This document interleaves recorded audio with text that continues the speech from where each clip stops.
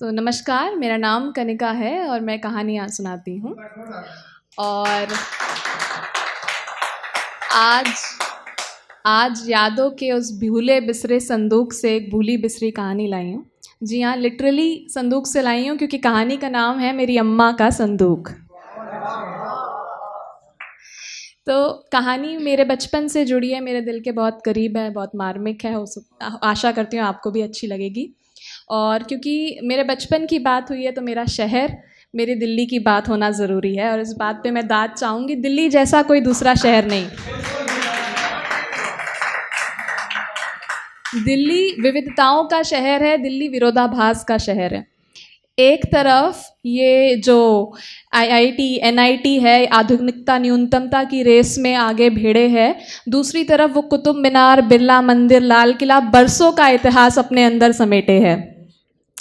एक यूँ तो आज ये जाना जाता है कॉरपोरेट हब के नाम से, पर फिर भी कहलाता गालिब का शहर है। और एक तरफ वो चांदनी चौक की पुरानी कोठी कोठरियाँ सन 47 के घाव अपने अंदर समेटे हैं। दूसरी ओर एनसीआर के वो बड़े बड़े स्काई स्क्रेपर्स मानो भविष्य को भेदे हैं। तो Delhi has best of both worlds. तो अब दिल्ली की बात करते हैं मेरे जहाँ मेरा जन्म हुआ, करोल बाग की। ठीक है, तो पुरानी दिल्ली की तरह दिखने वाला नई दिल्ली का एक क्षेत्र करोल बाग जो अब तक modern sky scrapers, society arrangement या फ्लोर सिस्टम से अछूता है। करोल बाग जहाँ आज भी अनेकों प्रकार के छोटे बड़े भिन्न भिन्न कलर के जो घर हैं वो भिच-भिचाकर कोएग्जिस्ट कर रहे हैं। ठीक है, घर जो एक फ्लोर नहीं, एहसास है। जहाँ की 7 चिपकी छतों को टापकर आप मिनटों में अपने दोस्तों तक पहुँच सकते हैं। घर जहाँ बालकनियाँ नहीं, छज्जे होते हैं, छज्जे छज्जे का प्यार होता है। ठीक है, घर जहाँ आज भी अपने चौक और चबूतरे हैं, जहाँ आज भी सैकड़ों परिवार और पड़ोसी मिलकर जन्माष्टमी का भोग बनाते हैं। और उन्हीं घरों में से एक इमारत हमारा पुश्तैनी घर और मेरा नानका। घर से छत की ओर जाता हुआ एक सकरा सा जीना या सीढ़ी, और उस छत पे एक छोटा सा आमूमन स्टोर रूम नुमा कमरा, जिसे हमारे यहाँ म्यानी कहा जाता है। और म्यानी में रखा वो मेरी अम्मा का संदूक। तो अम्मा हमारे हरियाणा में किसी भी बुज़ुर्ग महिला का पर्यायवाची है। और ये जो शब्द, ये हरियाणा, कैमरामैन को भी बता दूं मैं हरियाणा से हूँ, मुझे समय समाप्ति का इशारा ना करें। ठीक है। और अब बात करते हैं उस म्यानी की। तो बचपन से ही हम बच्चों को उस म्यानी में अकेले जाके उधम ना मचाने के ख्याल से ही उसके बारे में अजीबोगरीब कहानियाँ सुनाई जाती थी, जिसमें से सबसे प्रचलित थी सांबरी की कहानी। तो खैर, जहाँ वो म्यानी मेरे डर का सबब था, वहीं उसमें रखा वो मेरी अम्मा का संदूक मेरे विस्मय का प्रतीक था। खैर, ऐसा नहीं है कि मुझे पता नहीं था उस संदूक में क्या है। साल 6 महीने में जब किसी तीज त्योहार पे वो संदूक खुलता तो हम किसी पिछलग्गू की तरह चल जाते अम्मा का पल्लू पकड़ के ऊपर के उस कमरे में, जहाँ के भूत बड़ों को कुछ ना कहते। जब अम्मा म्यानी पे लगा वो जंग लगा बड़ा ताला बड़ी एहतियात से खोलती तो एक जादुई चीज़ होती। जब सूरज की पहली किरण उस अंधेरी कोठरी में पड़ती ना, तो मैं एक पल के लिए मौन होकर सब कुछ भूल के बस टकटकी लगाए हवा में नाचती उस धूल को देखती। बाद में साइंस टीचर ने बताया इसे ब्राउनियन मोशन कहते हैं, और मेरा सारा जादू ख़त्म कर दिया।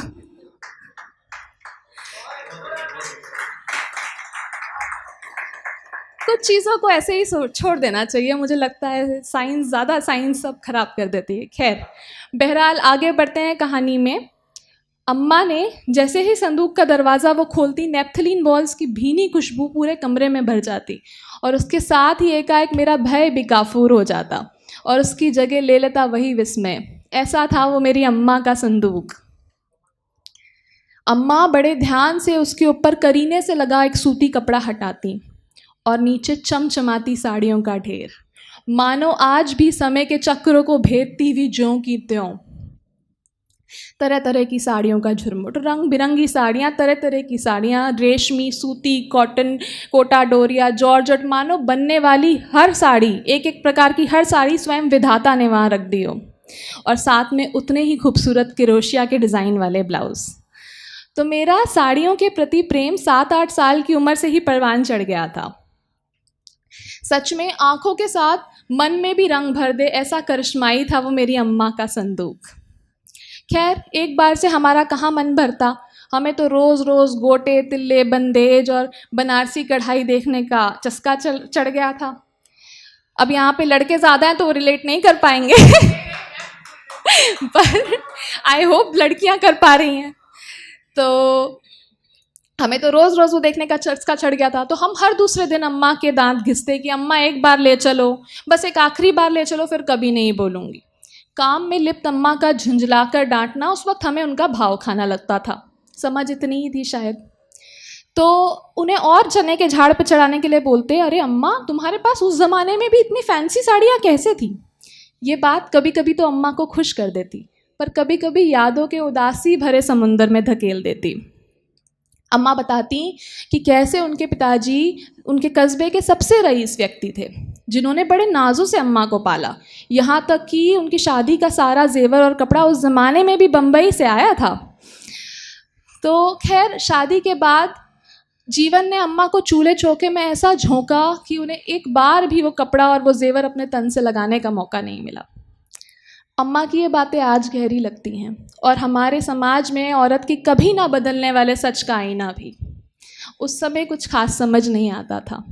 उस समय तो हमारे लिए व्यक्ति विशेष वो संदूक ही था। खैर, दिन बीते, हफ्ते, महीने, साल बदले। ऊपर वाली म्यानी से अब मेरा भय कम होता गया। कुछ नहीं कम हुआ था तो वो था मेरा जुनून मेरी अम्मा के संदूक के लिए।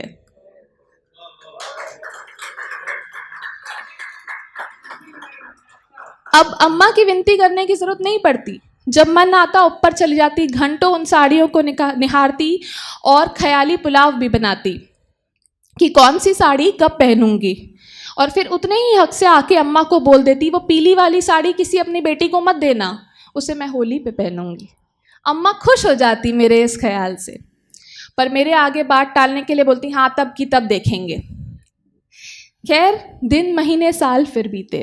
हाल ही में अम्मा ने सबको बुलाकर बोला, अब मेरे बस की इसको संभालना ना है, अपनी अपनी पसंद की साड़ियाँ चुनो और मेरी जान छोड़ो। हरियाणा में बहुत प्यार से बात नहीं करते। खैर, तो अम्मा ने बोला कि अपनी अपनी साड़ियाँ चुनो और मेरी जान छोड़ो। तो जैसा कि तय था, सबसे पहले चुनने का मौका मुझे मिला। पर बड़ी अजीब बात यह थी कि जिस दिन की मुझे सबसे ज़्यादा बरसों से इंतज़ार था, उस दिन मुझे उसकी इतनी खुशी नहीं थी। खुशी की जगह एक अजीब से एहसास ने ले ली थी, एहसास जिसे शब्दों में बयां कर पाना मुश्किल है। यूँ कह लो कि अम्मा के संदूक का बंटवारा उनके इसके प्रति लगाव से अलगाव का सफ़र था। मानो उनकी बरसों पुरानी मंशा कि एक दिन आएगा जब वो अपनी साड़ियाँ पहन पाएंगी, बढ़ती उम्र की परेशानियों के आगे दम तोड़ चुकी थी। मानो वो फैसला कर चुकी थी कि अब उन्हें जीवन के अगले पड़ाव का सफ़र शुरू करना है, वो पड़ाव जिसका सफ़र परमात्मा के चिंतन से शुरू होकर उसी पे ख़त्म होता है। जो भी हो, मेरे विस्मय का प्रतीक वो संदूक अब नहीं था, वो बच चुका था। और ध्यान से सुनिएगा, उसके साथ ही किसी कोने में बड़ा संभाल कर और छुपा कर रखा मेरी अम्मा का लड़कपन भी कहीं खो गया था।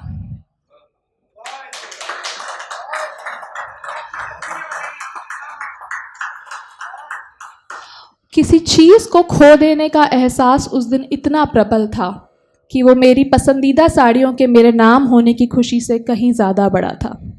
बस इतनी सी थी ये कहानी।